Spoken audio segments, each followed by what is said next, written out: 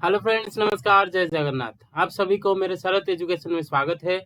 आज का वीडियो होगा बैंकिंग एंड फाइनेंशियल इंस्टीट्यूशन, जो कि हमारा यूजीसी नेट कॉमर्स का यूनिट 7 है। आज आज क्या कवर करेंगे? Reserve Bank of India and its functions and role, then monetary policy. Okay, देखिए, RBI is the central bank of India. RBI is also regarded as a bank of banks going to the functions of RBI. देखिए, जो RBI होता है, RBI हमारे India में जितने भी bank है हो और गवर्नमेंट से, स्टेट गवर्नमेंट और सेंट्रल गवर्नमेंट, सभी को वो फाइनेंस करता है। जैसे कि टाइप्स ऑफ बैंक कैसा होता है, जैसे कि कमर्शियल बैंक हो, कोऑपरेटिव बैंक हो, आरआरबी हो, लोकल एरिया बैंक हो, specialised bank, development bank, small finance bank, payment bank, जितने भी types of bank and other non non non banking functions, non banking जो बैंक है जैसे कि एनबीएफसी हो, उनके लिए भी वो क्या करता है, बैंकिंग फंक्शन करता है। जैसे कि सबको लोन देता है और उसका रेगुलेशन करता है। सभी बैंकिंग रेगुलेशन आरबीआई ही मेंटेन करता है। और it was established on 1 April 1935 under the reserve Bank of India act 1934। 1934 की एक्ट अनुसार ये 1 अप्रैल 1935 में ये स्टार्ट हुआ था। In the beginning, the headquarters of RBI was established in Kolkata, and later it shifted to permanently shifted to Mumbai in 1937। Okay, next देखिए। आज हमारा अभी जो गवर्नर है वो 25th आरबीआई गवर्नर है। 25th आरबीआई गवर्नर है, उनका नाम है शशिकांत दास। वो है, जितने भी आरबीआई का फंक्शंस है वो सब सुपरवाइज करते हैं, और उनके अंडर में 4 डेप्यूटी गवर्नर काम करते हैं। ओके, जो कि उनको हेल्प करते हैं, सभी जितने भी फंक्शंस है और बोर्ड मीटिंग है और अदर रिलेटेड बैंकिंग फंक्शन है, सभी को मेंटेन करने के लिए वो उनको हेल्प करते हैं। देखिए, नेक्स्ट देखिए। The first governor of RBI was वो स्मिथ, जो कि द फर्स्ट इंडियन गवर्नर है, जो कि C D Deshmukh. First Indian governor कौन है? उनका नाम है सी डी देशमुख है। और फर्स्ट गवर्नर ऑफ आरबीआई कौन है? उनका नाम है स्मिथ है। Okay, originally the RBI was privately owned. अभी ये जब जब स्टार्टिंग में हुआ था, ये प्राइवेटली ओन हुआ था। Then it was establish as a private bank with extremely two functions like regulation and control of banks in India and to bank of bankers, then that the government. उस time पर जो government था उसके लिए वो काम करता था। उस टाइम पर जितने भी बैंक था उनके लिए वो रेगुलेशन लाता था और कंट्रोल करता था। एंड जितने भी उस गवर्नमेंट में जो भी बैंक्स थे उनके लिए बैंकर के हिसाब से काम करता था। सेम फंक्शन को अभी भी हमारा कंट्री में वही वो फंक्शन करता है। जैसे कि सभी बैंक के लिए वो बैंकर बना हुआ है, गवर्नमेंट के लिए बैंकर बना हुआ है, और अदर फंक्शन भी सब कुछ करता है।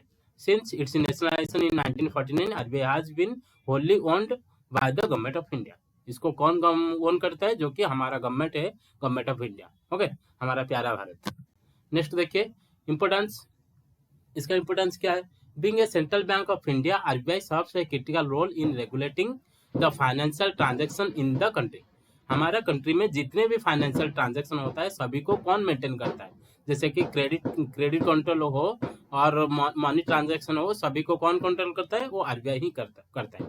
उसके लिए वो कुछ फंक्शन सेट किया है, जैसे कि issue of bank note, bankers to the government, custodian of cash reserve of commercial banks, custodian of country's forex reserve, lender of last report और कंट्रोल ऑफ क्रेडिट। ओके, ये सब कुछ उसका फंक्शंस है जो कि आरबीआई उसको मेंटेन करता है। फर्स्ट क्या है? Issue of bank note. Issuance of currency note and coins except the 1 rupee note and coin which are issued by the ministry of finance. Okay, ये आरबीआई क्या क्या इशू करता है? करेंसी और कॉइन्स इशू करता है। और जो 1 रुपी है वो कौन इशू करता है? गवर्नमेंट ऑफ हमारा जो मिनिस्टर ऑफ फाइनेंस है उनका वो उसको क्या इशू करता है। Okay, all other nodes bear the signature of RBI of governor. जितने भी नोट्स हो, कॉइन्स हो, 1 रुपी को छोड़कर जितने भी कॉइन्स और रुपी हो, उस पर हमारा आरबीआई गवर्नर का सिग्नेचर होता है, और except 1 rupee coin. Okay, next देखिए, बैंकर टू गवर्नमेंट। ये हम जो आरबीआई है, सभी गवर्नमेंट, जैसे कि हमारा स्टेट गवर्नमेंट हो या सेंट्रल गवर्नमेंट हो, सभी के लिए वो बैंकर जैसा काम करता है। Okay, it takes care of banking needs of the governments which include maintaining and operating the deposits accounts of the government, collecting the receipts of funds and making payments on behalf of the government of the India। जितने भी government है सभी का क्या करता है, receipt वहां से रिसिप्ट लेता है, उनका ऑपरेटिंग करता है, उनको मेंटेन करता है, डिपॉजिट लेता है, सब कुछ वो करता है। कौन करता है? आरबीआई करता है। बट ये गवर्नमेंट के साथ ही है और बैंक के साथ है, बट डायरेक्ट कनेक्शन किसके साथ नहीं है? पीपुल के साथ इसका डायरेक्ट कनेक्शन कुछ भी नहीं है। वो indirectly different types of bank के थ्रू वो पीपुल के साथ मेंटेन करता है। Okay, it also represent the Indian government as a member of international monetary fund, जिसकी IMF and world bank. World bank में इंडिया को वो प्रेजेंट भी करता है, वर्ल्ड बैंक में इंडिया को वो प्रेजेंट भी करता है। ओके, नेक्स्ट देखिए, नेक्स्ट फंक्शन क्या है? Custodian of cash reserve commercial banks. Custodian of cash reserve of commercial banks. देखिए, commercial bank are required to maintain the cash reserve at the rate decided by the RBI in its monetary policy. जो RBI monetary policy issue करता है उसी के हिसाब से हमारा country में जितने भी कमर्शियल बैंक्स हो उनके लिए कंपलसरी है। उनको लिए क्या है? एक कंपलसरी रिजर्व रेट है, जो कि उसी हिसाब से वो क्या करेंगे? आरबीआई के साथ एक डिपॉजिट रखेंगे, कैश का एक डिपॉजिट रखेंगे। उसको क्यों रखेंगे? क्योंकि फ्यूचर में कोई भी एक्सपेक्टेशन हो या अनसर्टेनिटी हो, उसको मेंटेन करने के लिए वो एक रिजर्व रखना जरूरी होता है। वो भी फॉरेन एक्सचेंज के जो रिजर्व होता है, फॉरेन बैंक्स हो। Okay, custodian of foreign exchange reserve. देखिए, another the important function of RBI is maintaining a reserve of foreign currency that enables the RBI to deals with any crisis situation. उस time पे हमारा country में suppose कोई भी crisis situation आ गया, उसको maintain करने के लिए क्या करता है? एक फॉरेन एक्सचेंज रिजर्व भी है और सीआरआर है, ये सब कुछ मेंटेन करके रखता है, जो कि हमारा मॉनेटरी पॉलिसी के थ्रू उसको इशू किया जाता है। ओके, आरबीआई उसको इशू करता है। ओके, नेक्स्ट देखिए, lender of the last report. Lender of the last report मतलब अपन regarded as the bankers of bank. ये क्या करता है? बैंकर का बैंक तो है। RBI act as the parent to all commercial banks in India.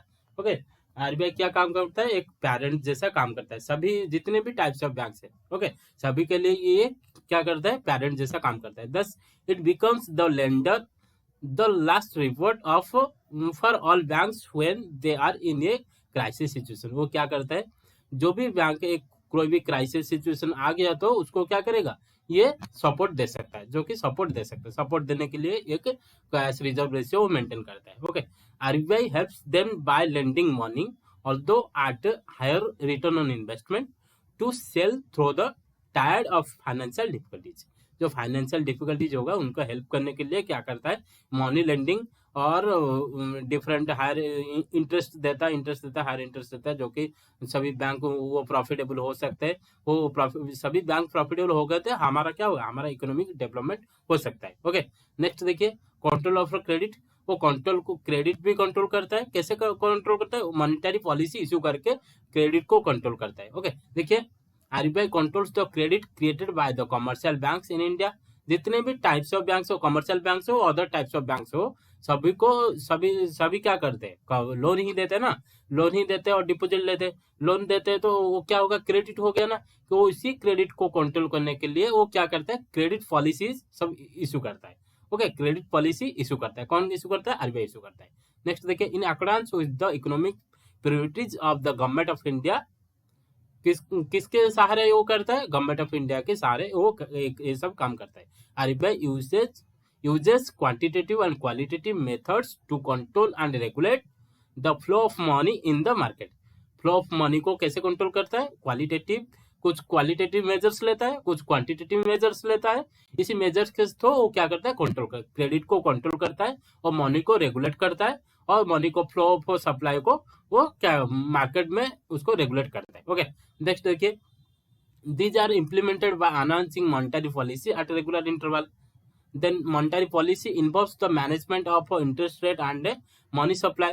The Central Bank of India tweaks the money supply to achieve objectives of such as inequality, inflation and consumption।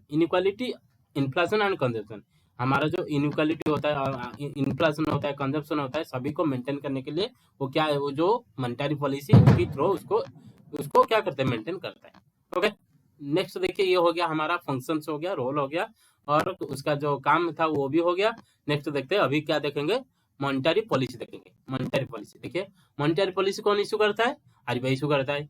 It is the micro economic policy, it is the क्या है, micro economics policy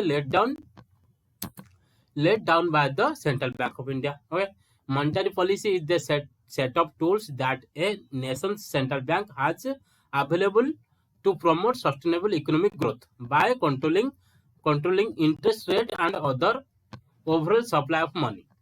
क्या करता है ये monetary policy, RBI issue करता है, और issue करने के बाद क्या होगा, एक कंट्री में, हमारा कंट्री में इकोनॉमिक डेवलपमेंट के लिए, सस्टेनेबल इकोनॉमिक डेवलपमेंट के लिए वो क्या काम करता है, क्रेडिट पॉलिसी लेकर आता है, क्रेडिट पॉलिसी लेकर आता है। उसको कंट्रोल करने के लिए इंटरेस्ट रेट इशू करता है, और ओवरऑल सप्लाई मनी को वो मैनेज करता है।